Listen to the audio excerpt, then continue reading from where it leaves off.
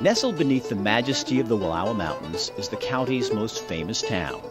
I love the mountains and the cool air and the people, both the natives and the new people. Judy Botham was born and raised in Joseph.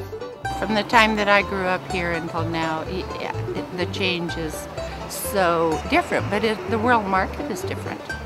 Joseph is the tourist attraction of Wallowa County, the town and the lake nearby. It wasn't much of a town until the bronze foundries came in. Now it's quite commercial, attracting artists from all over the world. Some locals think Joseph is just too much. They think we're quite commercial, and there is some of that, but then there's also being able to make a living in a beautiful place that you want to live. Joseph attracts newcomers like Nancy Holan. Well, I work 2 jobs. I get paid for 1. It's a very prominent thing around here. In Wallowa County, you work to pay for your habit, which is living beneath those great mountains. For me, I wouldn't live somewhere that didn't have mountains. Nancy works part-time waiting tables. The rest of the time, she and her partners roast coffee under the name Motley Brew. Our most popular one is called Grizzly Whiz, and we've had some fun with that. Not bad for a former cop. Setting up shop in Joseph comes with its difficulties. Remember, around here, until you've got generations to back you, you are not a local. It's hard to get people to use your stuff. You know, you're a new company, they don't know you or anything about you, and of course we weren't from here either, so we weren't locals. The grocery store sells the Motley Brew coffee, and so do some of the bed and breakfasts. In the meantime, the crew will just keep grinding away at the brew. We're ready, set, go.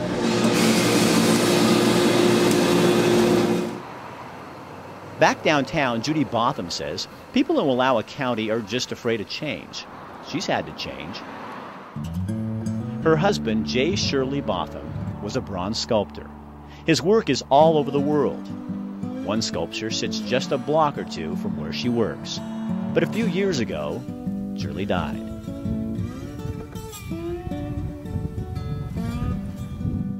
His chair sits at the cemetery, looking at the view he loves so much, those mountains. Judy couldn't refuse change.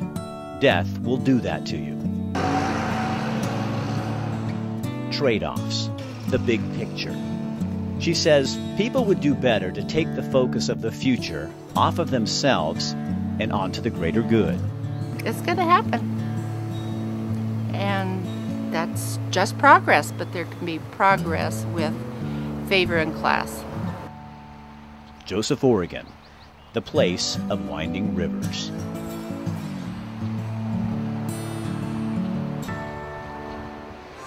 Down the road a bit, around a bend or 2, deep below the canyon wall, is our final stop.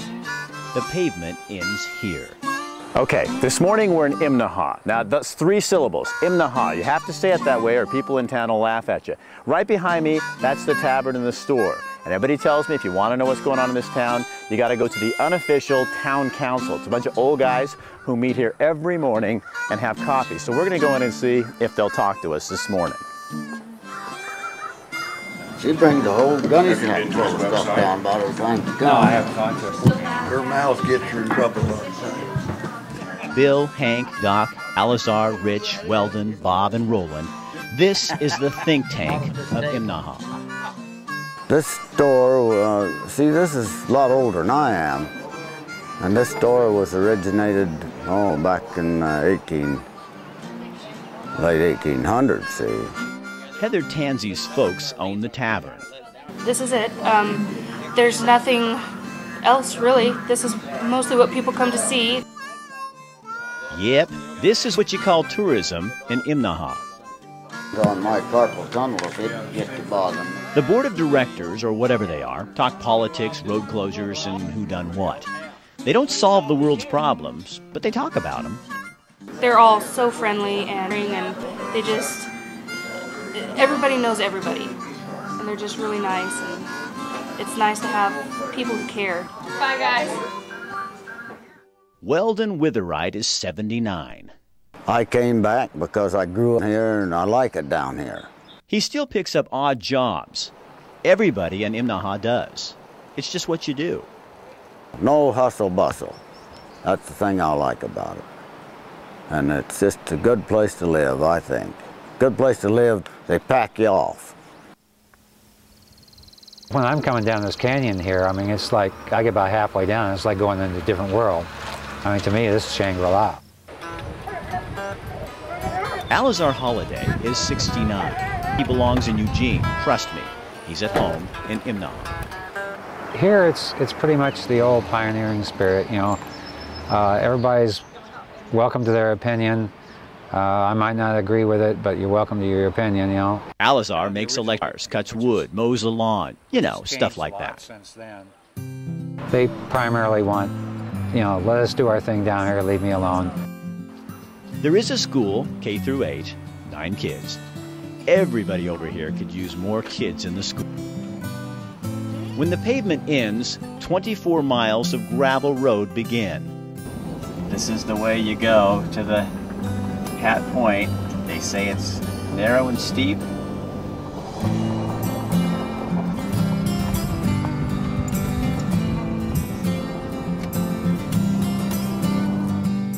What a ride.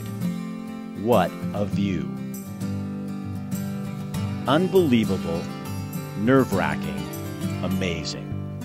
Well, we made it. That was an hour and 15 minutes, and we're at the top of the mountain. Hat Point, I'm going to show it to you, is right behind me, right there. There's a lookout tower, and now we're going to go up there and look out into Hell's Canyon for the very first time. Wallowa County is indeed a hidden jewel in Oregon's already spectacular array of scenery. We've never seen anything like it. But like most places you visit in Oregon, it's the people who really make these remote corners of Oregon what they are. The way it used to be, the way it should be.